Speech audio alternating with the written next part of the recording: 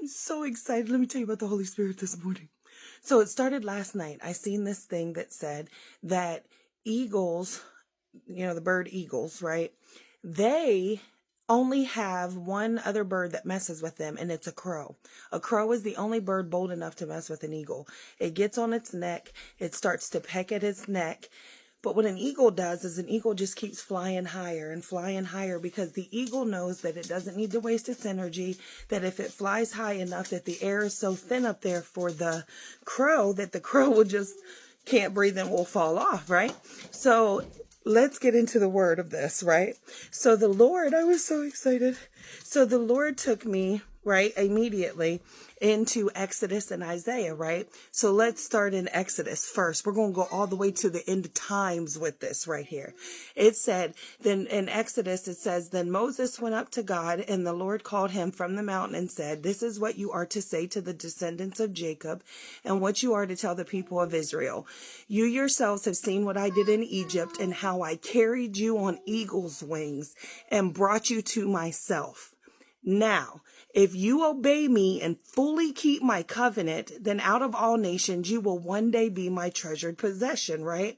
Let's jump over to Isaiah. Isaiah 40:31 says, but those who wait upon the Lord shall renew their strength. They shall mount up with wings like eagles. They shall run and not be weary. They shall walk and not faint, right? So that teaches us to be dependent on the Lord, right? Because he takes us higher and higher, right? But check this out. We're talking about the end times here, right? It says in Luke 17:37, they're talking about the end times, the tribulation times, right?